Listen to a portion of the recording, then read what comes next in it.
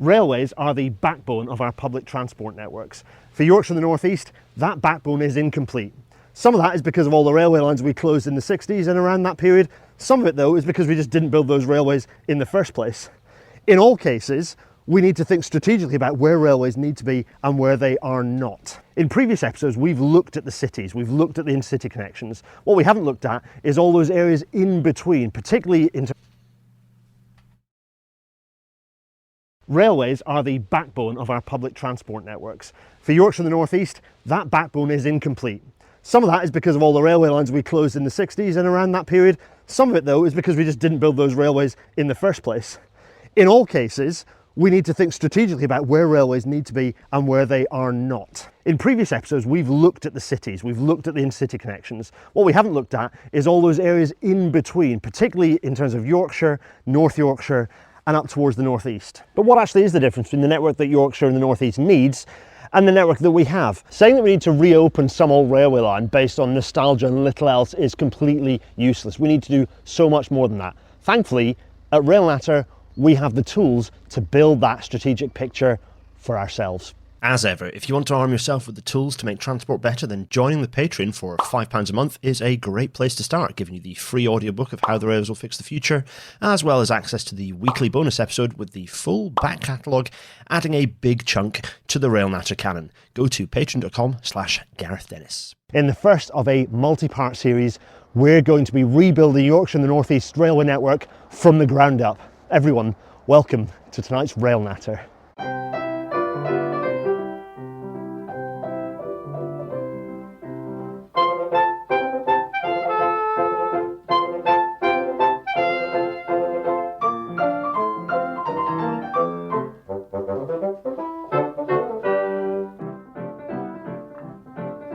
And as the Intercity 225 fades away, how would you like to, all of you, how would you like to hear the entire premise of this 6+ year running podcast in one short video of a larger video that's well worth tuning into and watching on Novara Media?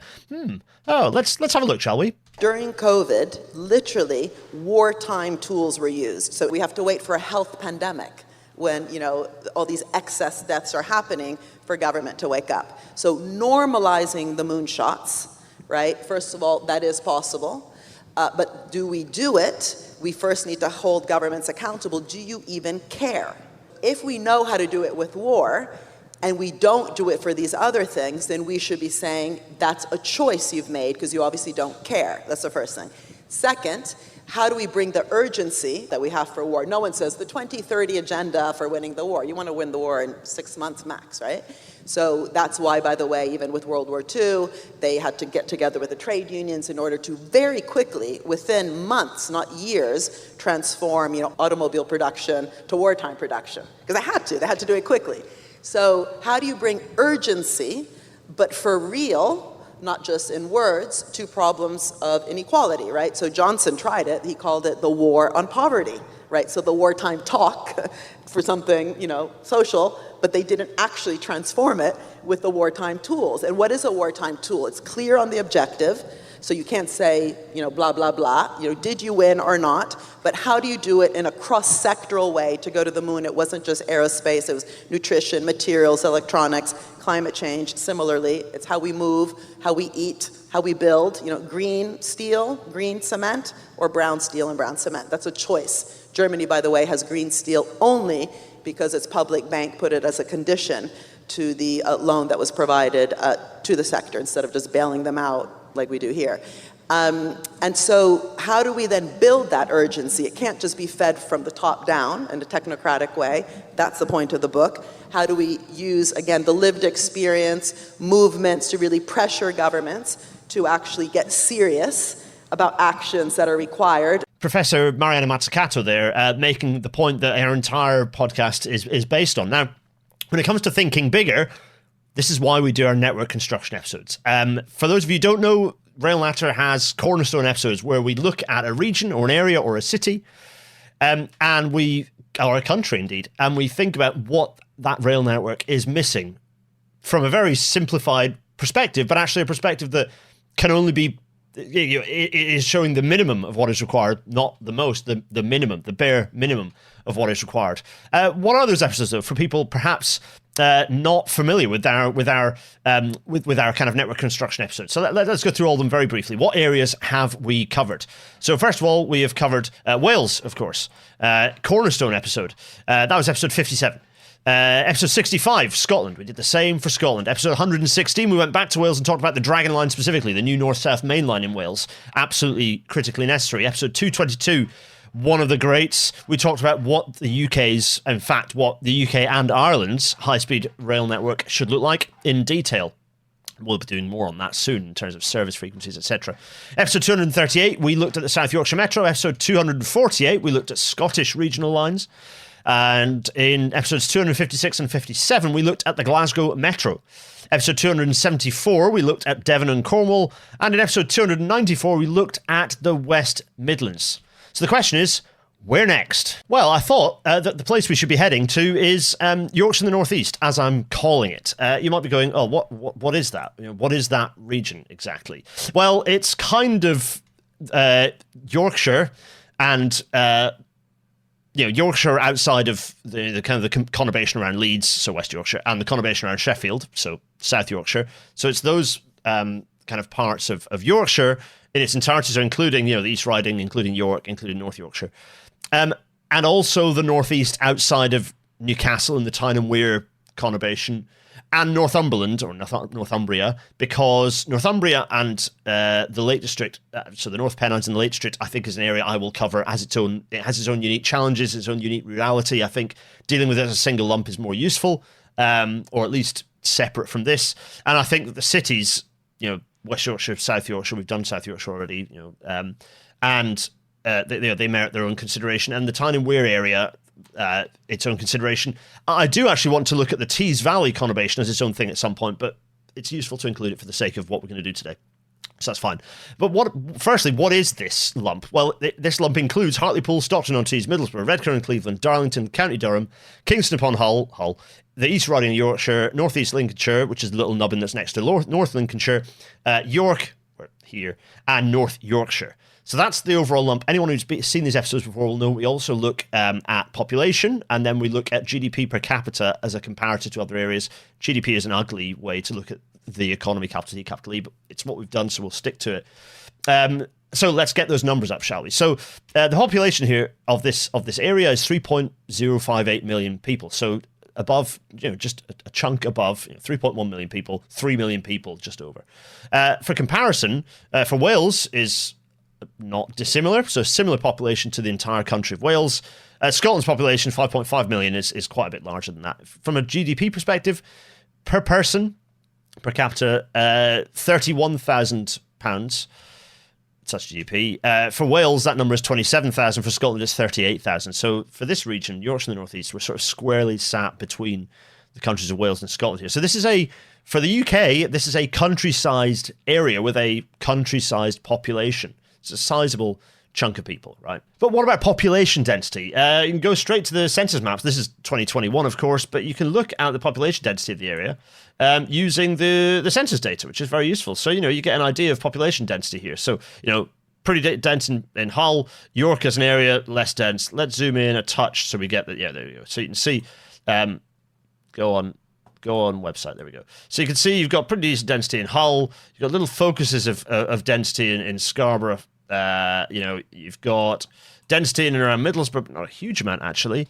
But then you can zoom right in and get, you can start getting a clear picture of density. So, take York, you start seeing that there's some concentration of density around Beverley and so on. So, and Harrogate as well, quite a sizable chunk of population in Harrogate and Knaresborough there. So it gives you an idea of density.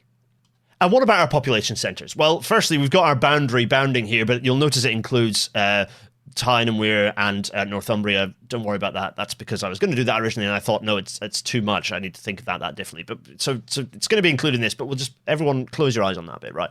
So let's start as wherever we do, right back to when we read the Rail for All report by Scottish Greens and agree with it. We'll look at population centres from 5,000 above, but we'll start at the major centres, so those places with 100,000 people or more. And for our area, we are looking at our study area. We're simple: Hull, York, and Middlesbrough, right? So let's go one step down, 50,000 or more. So that then includes Grimsby, Scunthorpe, Harrogate, Scarborough, Darlington, Stockton, and Hartlepool within that area, and also Durham as well up there. So you start an emerging pattern there. And for those who don't know how this works, these are our nodes before we start creating connectors. What about the 10,000 to 50,000? Well, you can see there's quite a density around Hull and Lincolnshire.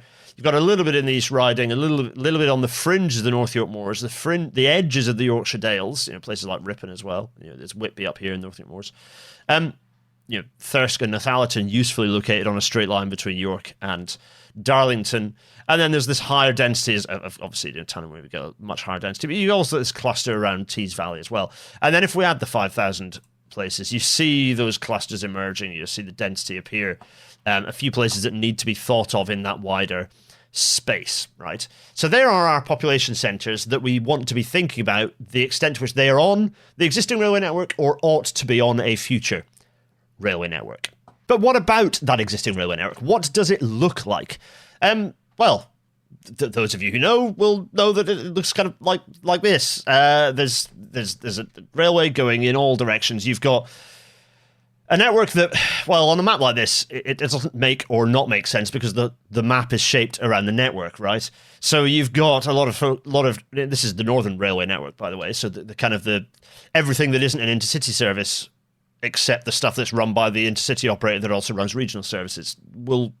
Next week we're going to be talking a bit more about how illogical all of that is. But basically, what we're looking at here is services that come out of York and head towards either Leeds or across to Hull or down into West and South Yorkshire. You then have an almost totally distinct network. Oh, by the way, I should say Hull and also up to Scarborough, the kind of long way round, which is run by Northern. You then have a totally distinct network, right?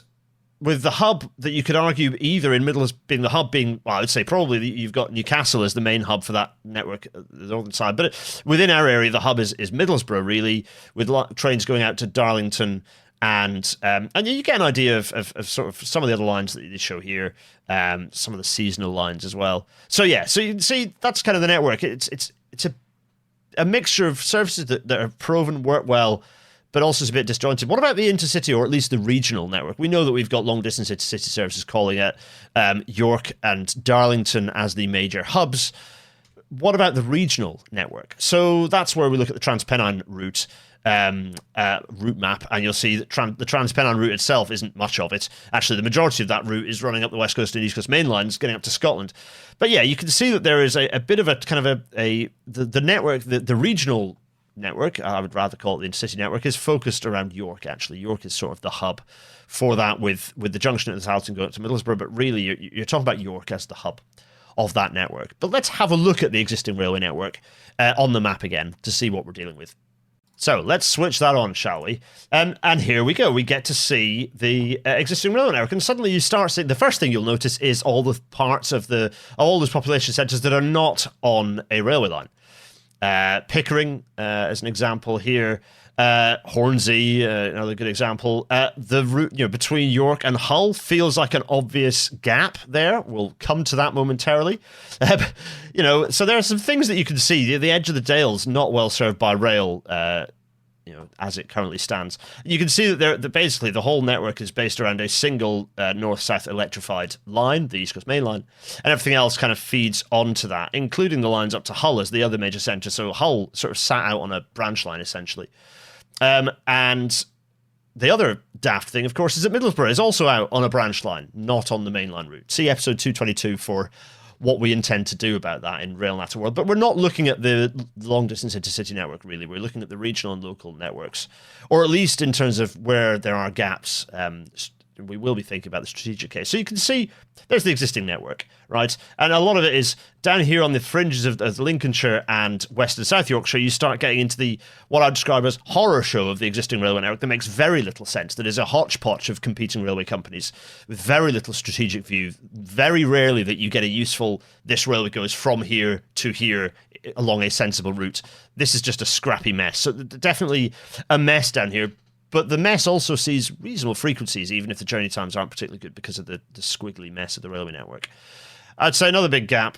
Well, anyway, well, maybe we'll pause that for now. But you can see there are some fairly glaring gaps here, I would say, and some sizable population centres that are not served, right? So from that, I guess we could think about, what needs to change. And before we go back to our map, it's worth us talking about, what should we have in our mind? Go back to the Borders Railway episode, in fact, which is kind of, I suppose, the one on that list previously, but it was specific to a project rather than a network creation. So there are three levels we need to think about, quite straightforwardly. We need to think about, okay, the local provision, fine, but that's not enough on its own. We also need to think about the regional benefits of any gap in the network or what plugging that gap might look like. And we have to also make a case for any gap to make sense. It has to also have a national purpose. It has to work on a national basis strategically. It has to work regionally, as well as there generally being, the local case generally is the easier one to make. Railways are good for local areas, but the regional and particularly national case are not necessarily quite so availing of themselves, and we have to therefore bear those in mind. So let's go back to our map, shall we? So we start again with the major hubs. Let's start with our major centres, and we begin our network creation. So this is the fun bit, right? The connectors. And in this case, unlike previous episodes, I've included edge cases. Actually, we did this for Devon and Cornwall, didn't we? So I've included edge cases again. In this case, it's Leeds, it's Doncaster, and Lincoln, I guess that would be. So you can see those edge cases and how they then, the boundary conditions, if you like, which gives us our network, really, which is, well, you've got, already you'll recognize some of those lines and how they fit with the mainline network. So you can see these really are our strategic links between major centres. So you've got, sometimes I've used the 100 kilometre plus rule, which would actually get rid of the link between Hull and Middlesbrough. But we're going to keep this on for now because it's pretty borderline. So you can see we've got connections between Hull to Leeds. Okay, that makes some sense. Hull to York. Okay. Hull up to Middlesbrough. We've got Middlesbrough down to York, down to Doncaster, fine, and then Lincoln across the Humber and Doncaster straight to Hull as well. So then how does that match up with the existing rail network? So on a major basis, no, not that one. On a major basis, what have we got in terms of where that network works? Well, I would argue that we do have a connection nominally from Hull to Doncaster. I think that's not a bad alignment, although the actual condition of some of that, the alignment might be bad, the track condition, business, maybe not so much. Signalling, for example. Hull to Leeds, not bad actually. Selby not great, but generally not bad. Doncaster to York, definitely have that. I've gone on about the Selby diversion enough. York to Middlesbrough, no, we don't have that. That's definitely an omission, shall we put it? It's a very obvious whoops in the route that the East Coast Mainline takes, but we fixed that in 222, so we'll kind of park that for now. And then Hull up to Middlesbrough. Well, basically, it's using. At the moment, you have to go an extremely dog-legged route to get yourself up there. Actually, it doesn't work. It's branch lines. It's a weak connection, a majorly weak connection. And then I would say York to Hull. Well, okay, you go along this route, and then you come. You come over to Hambleton Junction, and then you whiz up north. You could argue that that's functional, but this is where the thinking about the other nodes helps. So that's exactly what we're going to do. What about the next set of nodes?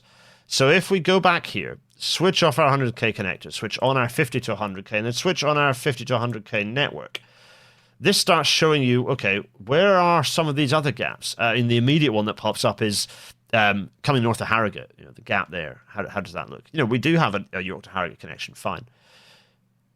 But what of the connections from Hull to its adjacent major centres? Those connections simply do not exist. And I think that's interesting, and we will come back to that as well. Hull to Scarborough, yep, that does exist, okay. But Scarborough to Middlesbrough, that is a very obvious gap, right? So we start seeing an emerging picture here. We start seeing a picture that makes quite a bit more sense. And also, thanks to the existence of Darlington, you start seeing kind of the East Coast Main Line starts justifying its existence again. Albeit, don't worry about the alignment between Darlow and Durham. What a mess. It shouldn't have been that squiggly. I wonder which landlords we weren't pissing off, because it is not all about topography, that route. Let me promise you. So, okay. Let's switch those connectors off. Let's get the 10 to 50k added into the mix. What does this do to our network map? Well, it makes it much more complex. And this is where overlaying the different nodes and connectors helps, because all of a sudden I can start going, right, okay, well, what about the the thicker connectors? How do those line up? How do those help us to make those decisions? How do they help us to see? You might be going, "Oh, it's a bit much." We're going to summarize this with a sketch shortly. Don't worry. This is what allows us to see where there are some key gaps, right? Some key gaps, and this then we can add in our final, add the 5k to 10k towns, add in our final connectors and nodes, and you'll see I've only annotated where those kind of add over the top of the 10 to 50k. This is allowing me to spot all those extra gaps and say, okay, this is a complex everywhere to everywhere network, right? It's a complex series of triangle meshes, but where are the obvious gaps? And this is where I can say, well, here's some I did earlier, because the obvious corridor gaps, I would say. Well, the first of these is across the Humber. Major gap, major problem here is crossing the Humber. This is an episode we're going to do in future in a decent amount of detail, and we're going to really dig into the nuts and bolts of this one. But it's going to be about Hull and what you can do for Hull's wider transport network, including Hornsea as well, and the other towns nearby. So we're going to park that one, but that is absolutely a gap, and I do think it is a strategic gap. And the reason I mention it is because we're going to refer back to that Humber crossing a few times over this series, this mini-series we're going to be doing. So crossing the Humber is one. Connecting from York to Beverley, and ultimately from York to Hull, is a very obvious gap. We're going to talk about that case, but think about that case, right? Okay, so Humber crossing, we have the local case because you've got the the local population either side of the Humber would benefit them. The regional case is that you'd be connecting Grimsby, Scunthorpe, and Hull into a larger urban and industrial area, some major industrial areas that would get the benefit of access directly to Hull for workers, skilled, or otherwise. There's no such thing as non-skilled work until you get to the top of the CEO chain, right?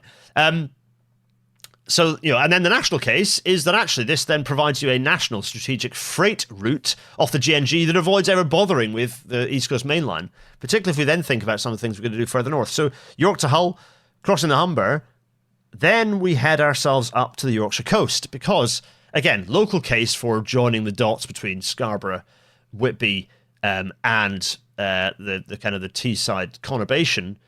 The local case absolutely has merit. The regional case is that you are connecting up the other side of the North York Moors. The roads will absolutely struggle already with tourist traffic between Scarborough and Whitby, two absolutely buzzed tourist areas. Connecting those two, local value, sure. Regional value because of the fact that you're linking up parts of the North York Moors that otherwise require you to go through Hull. Particular regional value that you can go from York as a tourist to Scarborough and to Whitby, or rather, should I say, you can get from York to Whitby directly by train, something that you cannot currently do. You can only do it by bus. The bus is pretty good, but it is not rail, and therefore it does not have the numbers and the reliability for tourists, particularly those who might have luggage with them as well. So there is a major regional benefit. But the strategic benefit of that is that all of a sudden, if you've upgraded those lines, and you've got the existing route from Hull up to Scarborough, and you've just crossed the Humber, suddenly you have a strategic diversionary route away from the East Coast Main Line that can be used particularly by freight, freeing up capacity on the East Coast Main Line. Something that would provide substantial national value. And then what else? Well, I've done a bit of a dotted line between these, but that's not necessarily what you would do here, because there are the regions, the parts of the country, or the parts of our study area, shall we say, on the edge of the Yorkshire Dales that are not on the railway.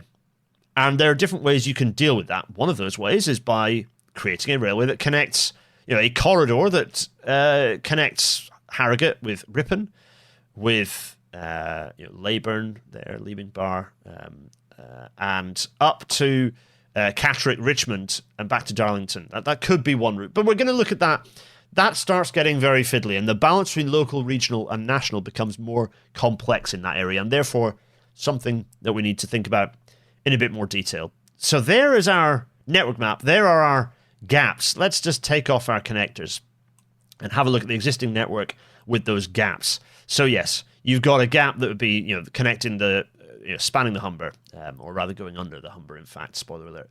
You've got York Hull. You've got the Yorkshire coast, and you've got doing something about the major towns on the edge of the Yorkshire Dales. So let's summarize that for people who just saw CAD and it was scary and had lots of lines in it. Let's kind of summarize what we've discussed and look at these route corridors that we've kind of come up with. So our study area. You have the major centres, 100,000 plus. You've got Leeds, Donny, Hull, York, and Middlesbrough. You have the smaller places, Durham, Stockton, Hartlepool, Darlington, Scarborough, Harrogate, Scunny, and Grimsby here. You then have all of those smaller places as well. Onto this, we put the East Coast Main Line. This is our main north-south and our only intercity railway. Leeds does not have an intercity connection. It has intercity trains using a slow regional branch line. So we have the only intercity main line there running up from Donny, York, Darlington, Durham, and beyond. You've got the rest of the existing network as it is. So you can see the existing network here, fine. Here is the currently electrified part of that network for interest, and I'm including in dashed lines the ongoing electrification between York and Leeds. It is going, it's happening, steadily. It is happening there. You'll notice, by the way, also that I've excluded the railway network down in West and South Yorkshire, that it gets busy down there. So I've just included what kind of touches on our study area. So remember, local, regional, and national need is what helps us to understand what areas we need to be thinking about. And so the first of these is the Hull area, which we're going to do in its own episode, including crossing the Humber. What about local, regional, and national for York to Hull? Well, yes, you've got the local case for the towns that are between York and Hull. You've got the regional case of the fact that York and Hull require a dogleg connection. It's one of the busiest roads in the region. It's constantly congested, Hull Road and York Road, depending on which end you're at. Absolutely a key corridor with strategic benefits. There are strategic benefits to doing that, including Hull having a direct northern connection to the mainline railway network. So Hull to Scotland becomes a more viable proposition as well. Local, regional, national. What about our Yorkshire coast? We've already talked about this. Local case serving places like Whitby directly and giving Whitby a direct southern-facing connection. You have the regional case of providing those the connectivity. The local case is all the stations you add up. The regional case, getting Whitby on the network and providing that kind of cross connection from Scarborough directly up to Scotland as well. North Scotland-facing service. Although the Scarborough-York connection is not bad. And then the national case is that by doing this, you suddenly have an alternative potential freight corridor along the coast. Climate change and geology along that coast. We'll get to that in the episode when we do that. And then local, regional, national becomes more challenging when you then think about the stuff that's scattered between Harrogate and Darlington on the edge of the Yorkshire Dales.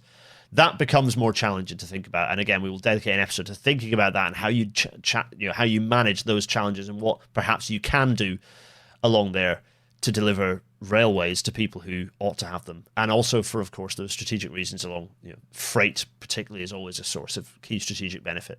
So those are our 4 corridors, of which 3 we're going to be looking at in much more detail in this mini-series. Some news. News and graphs. Renewables are now the world's largest source of electricity. This is, it's a good thing. It's good to see this. Twice, it's doubled in 20 years, the global renewable share. And, overall 34% is from renewables. That number is nearly 50% in the EU. It's about a quarter in the US, a quarter in India, and nearly 40% in China. So China rapidly catching up with everyone. But yeah, renewables have overtaken coal, which is very good news. More news in graphs. Zach Bond here from Clean Cities pointing out that diesel vans are on the rapid rise thanks to everyone getting their treats instantly into their hands. There are more than 100,000 diesel vans for the first time registered by businesses on London's streets. This is not good, not least for NOx pollution. This needs to change. There need to be much stricter rules about enabling this with a zero emission zone for freight specifically. This is really not good. Some good news though. A good thing released onto the world, the Rural Design Guide from Active Travel England. We will be page turning this for a bonus episode in a week or 2. So well worth coming in and joining us for that. Yes, the approach to level crossing collisions is working well. Well, remember we talked about Brightline and we said that it is appalling that Brightline were killing so many people and that it is not the responsibility of those being killed to be keeping safe. It is the railway's responsibility to keep those people safe. And people shouted at me for this. They said, you're an idiot, you're wrong.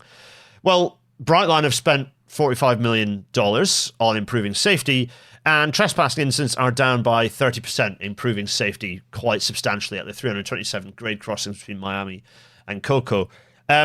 So I would describe that over a year, that is the same period in 2025, I would describe that as a very obvious benefit of actually investing in safety from the infrastructure side, suggesting that it absolutely is our responsibility as a railway to keep people next to us safe. Talking about personal responsibility and how it doesn't make any sense. Yes, the approach to bridge strikes is working well. Yeah, this is a major bridge strike near Rugby on the West Coast Main Line that closed the line, caused severe damage. as you can see from this pretty shocking image, there was a lot of people who I came in and said, our institutional approach to dealing with this, which is to kind of focus on insurers and drivers, is clearly not working. We need to be removing and threatening to remove the license of operators, of the license of haulage companies, and indeed potentially even their customers, so the pressure comes right from the top should this sort of thing happen. So it's not, oh, you'll be charged a fine. It is, you will have if this happens and you have your brand on the side of the truck, and we're not talking about wet or dry leasing, we are talking about the ownership. And it doesn't matter if it's for lease drivers, they are still drivers with the company name at the top of their paycheck. Then they will lose their license to operate. Whether you have 3 strikes or out, or just you do this once, you're off the grid. This needs to be it needs to be a corporate and organizational target, not targeting drivers. And people say, well, it's the driver's fault. No, it's not. Just as there is never a case of driver error uniquely on the railways, then it's the same for HGV drivers who are being fatigued. If they've made a mistake, then it's because of fatigue, it's because of poor training, it's because of competency, or it's because of poor hiring practices of someone who shouldn't be a driver in the first place. It is an organisational problem, because ultimately it's the safety of the railway that is under threat.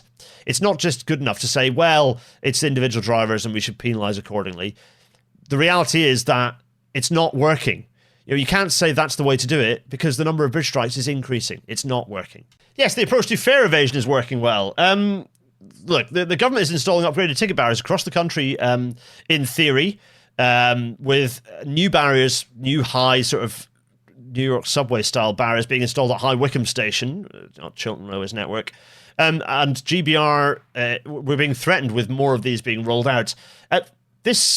Firstly, is immediately the thing I'm thinking of is, what about families who have all their tickets on a phone and they need to pass that mobile phone between one person to the other? So instantly, this is making the railway a more hostile place for passengers.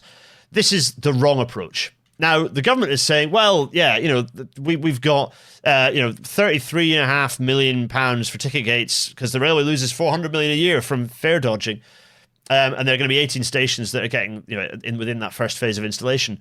My argument would be, why are people fare dodging? Maybe tackle that problem, because anything else is just going to be bypassed a different way. People will find different ways to do this bypassing. And what you're doing is, for a small number of people, you're penalising absolutely everyone and making their experience worse. This is the opposite to the correct approach for fare evasion.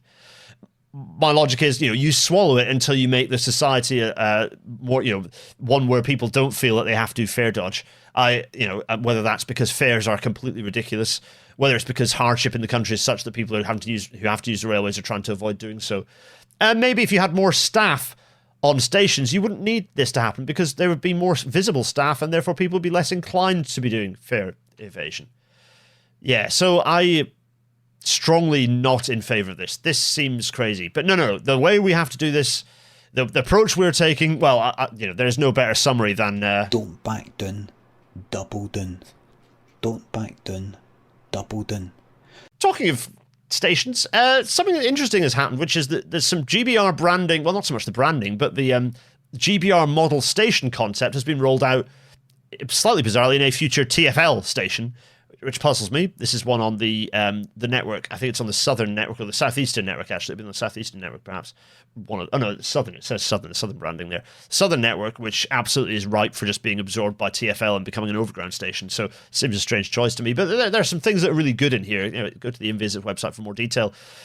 Some accessibility features, decluttering, with getting rid of old posters, lots of just general tidying. It's broadly a good idea, but for me, it's strange that they picked this one rather than a Thameslink station that's not going to be transferring quite so rapidly to TfL. But this absolutely is a future TfL station. It seems strange to have chosen this one. I don't know. Anyway, talking GBR, the fragmentation shall continue until morale improves. Yeah, Emily Sullivan doing some very good work. Association of British Commuters, digging through the Railways Bill. And looking at some of the unpleasant detail within it. So, it's arriving in the Lords. It's absolutely vital it peers begin with a serious discussion of the government's approach to public ownership, as Emily puts it. At first glance, the headline change in the Commons last month appears reassuring. A requirement that Great British Railways should be wholly owned by the Crown, creating a protection against private shareholders that cannot be removed except by an Act of Parliament. However, what went unmentioned was that this protection applies only to GBR's parent company, not to the GBR companies expected to perform its main functions. Rather, these have been defined as subsidiaries, entities in which GBR holds a controlling interest, but which may have other shareholders. As long as GBR keeps more than 50% of the voting rights, the remaining shares could be sold off to private investors. This is horrible for a variety of reasons. Emily points out the effect of this definition is to rewrite the literal meaning of public sector company. Yep, I would agree with that. This is gross, and we should be pointing out and picking on it and highlighting that it's a real problem. Yeah, I don't want... The whole point is that adding this extra complexity, potentially having PPPs involved and private companies involved, just adds extra stakeholders, makes a real mess. But of course, it also... by the way, infrastructure management and operations functions are going to be subsidiaries within GBR as well, and at a regional basis, doing the same thing, because these separate GBR companies will be allowed to do the same thing, not least because they have to navigate the nasty, scrappy leftovers of the competition-based restrictions from the rail access regulations 2016 that require legal separation of the body responsible for access decisions. So, again, Emily's done solid work on this. It's on Rail website. You can read through it in detail. There's the other things that could be companies are the new GBR ticket retail arm, the cross-network functions currently held by the private sector rail delivery group, central ticketing, Platform 4, the property development, infrastructure property development company, that's a subsidiary of Network Rail, and kind of almost anything else the government decides to split out. You'll notice split. This seems to me to be lots of fragments of stuff that's already fragmented, while the whole point was that we start unfragmenting this stuff. Kind of feels like we're not fixing the problem, lads. Just going to put it out there. Talking of not fixing the problem, here's Lumo, an open access operator that make the grand claim that they are, a zero carbon operation. A fully electrified, fantastic. Lumo's fully electric services. What is it again that they run? They run a 670 kilometer Euston to Stirling service with diesel Meridians. Every single mile of that railway, every single of those 670 kilometers is electrified. So, Luma, what you doing here? I would suggest that might potentially push you into false advertising realm. So, maybe it's a reminder that it's good to have people in the train and not driving or flying. That's still good, even if it's a diesel train. So for me, overall railways, I okay, great. But I do think it's extremely stupid. By the way, this is partly because there isn't the power supply on the West Coast Main Line as much as on anywhere else to run extra services that are electrified. But this would seem to be daft. But this again is likely to be a government problem because government is unwilling to pay for the power supply upgrades needed on the West Coast Main Line. So it's not all Lumo's fault, is the thing. Talking of train swaps, this seems an interesting one. So the 323s, my understanding of the 323s, this is for Northern, by the way. So the Northern 323s are being swapped, the trains on the top being swapped by the trains on the bottom, the 350s. So that's farewell to the funny, whiny Hunslet Barclay units. These trains, they are suburban trains. The 350s are long-distance regional trains, or at least middle-distance regional trains, with very different, for example, door cycles, acceleration, seating layouts. These are different trains. And now, my understanding is that the 323s are falling apart in a way that there are no longer spares available to actually maintain them, and so the desire to keep them in operation is diminishing rapidly for, perhaps for Porterbrook, I believe, who is the owner of them. So those might well just end up as tin cans rapidly, which I think for an electric train that still has, I would say, a decent whack of life in it, is suboptimal. Once again, the lack of electrification in the country is a problem. The 350s, well, I think, 37 of them going across to Northern. These, the difference in layout means that you might end up with a little bit of extra capacity with a little bit of platform extension work. So that's good. The Desires are great trains. Don't get me wrong, I love them, even if they're a little bit heavy. High floored, of course. There'll be some millions spent on this as well to refurb them. But also, you'll notice that these were TransPennine for a little while, so the North will be familiar with them. But that kind of makes my point that these are regional long-distance trains, not suburban trains. And if they're being used on suburban routes, that's going to potentially cause some headaches. Let's put it that way. 2 incidents doesn't make a trend, but it should be a wake-up call. Yeah, this is way back before the June incidents. I picked this up and forgot to put it in the last news episode. 19th of May and the 9th of May, passenger trains hitting track trolleys and grinding machines.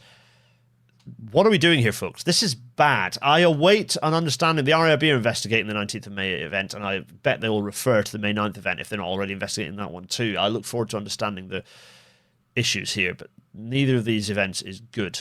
I would say they're extremely bad, in fact, and we desperately need to ensure that they are not repeated because, well, I don't think it takes much imagination to understand the luck that we have had in these not being serious derailments.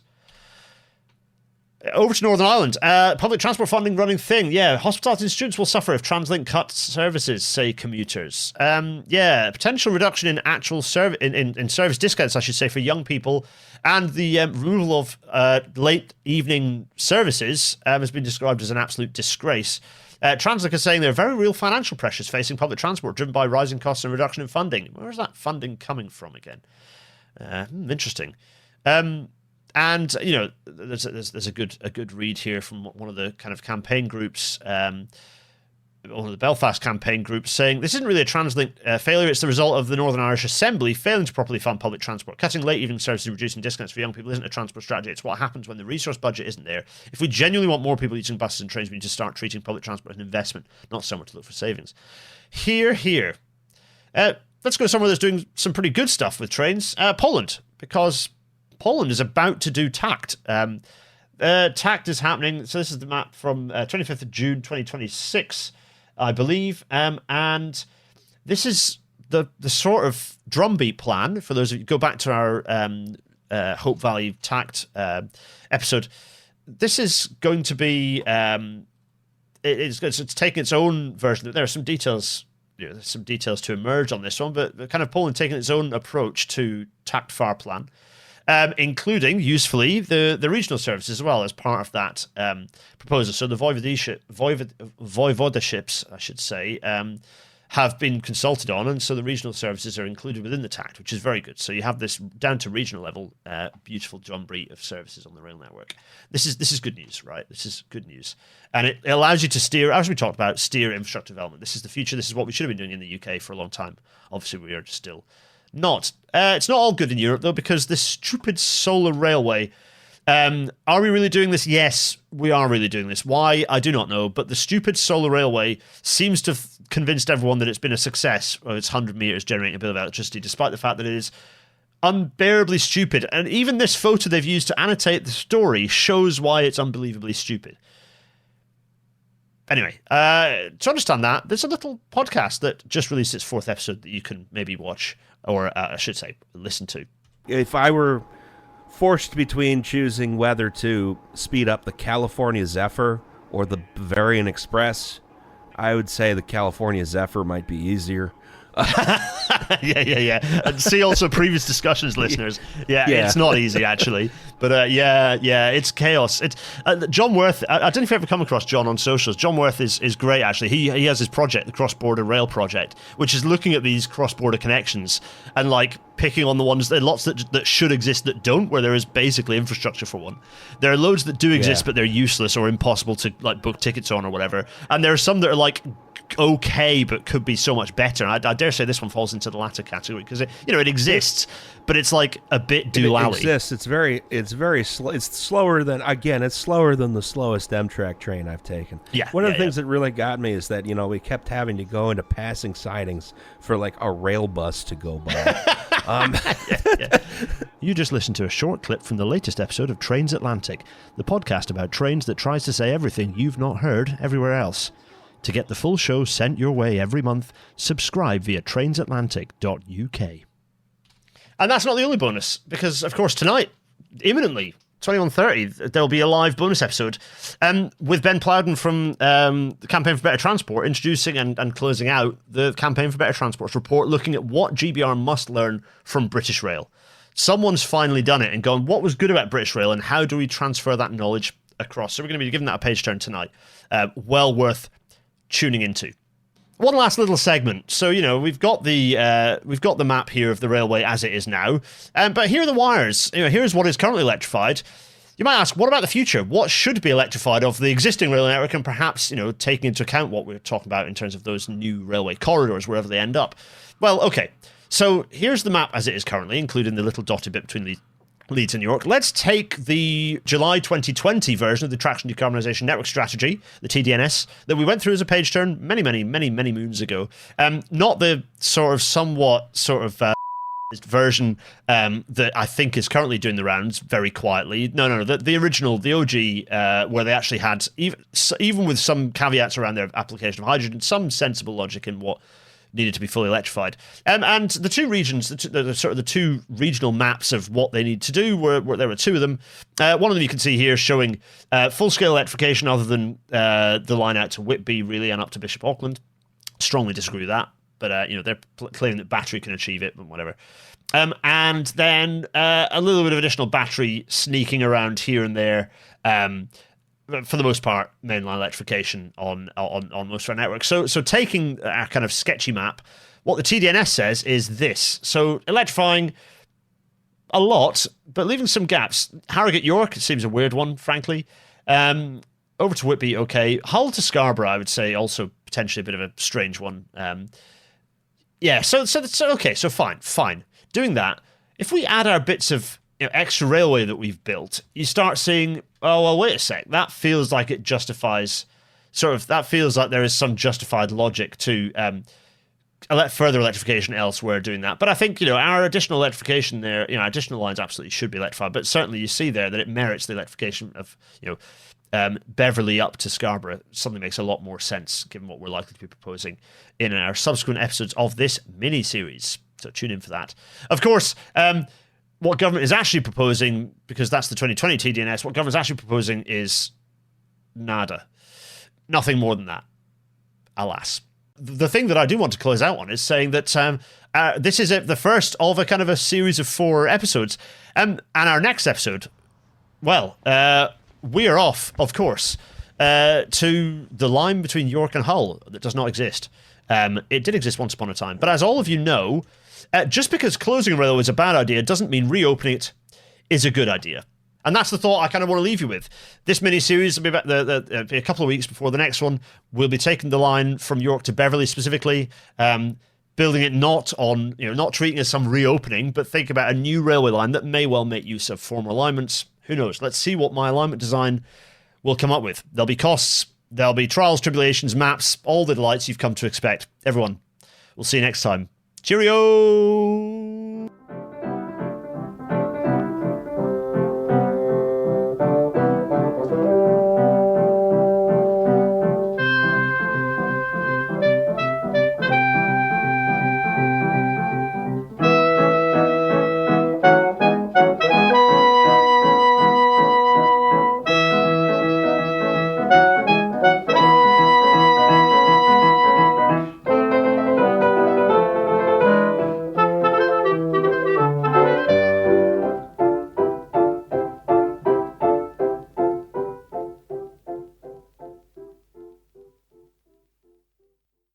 Of course, I have to talk about the British Rail Class 313. This thing is fun. I adore these for a variety of reasons. They're the first. I mean, we'll talk about it momentarily where the prototype was, because that's really possibly my favorite thing about them. But they were a series of firsts. They're made in York at Holgate Works in the between 76, 77, so it's kind of mid to late 70s. They were. This is a huge family eventually. So it started with the 313s, but it ended up being 313s, 314s, 315s, 507s, 508s, a massive fleet of 755 vehicles. Their first second generation EMUs for BR. They were the first dual mode, so pantographed and contact shoes trains, so that they could do both. And they were also the first units in Britain to have an automatic tight lock coupler, so it could bump into another train next to it and allow basically completely unassisted coupling. No need for the driver to hop out. Driver stays in the cab, train is coupled, it can do other things. So this is a pretty impressive and radical bit of kit. And that's probably why they lasted so long, because they ended up being the oldest EMUs operating on the mainline railway network until 2023. So they put in some serious miles. They're only now outdone by the London Underground sort of 72 and 73 stock. So pretty impressive. But of course, my favourite thing about them is that they derive from the fantastic looking PEP sort of PEP, but the British Rail Engineering Limited PEP prototype. I just think this thing looks super retro, super cool. something of the kind of the bar about it. I love this. I love this. I think it's great, and well worth enjoying before you all go off and enjoy your evening. See you for the bonus.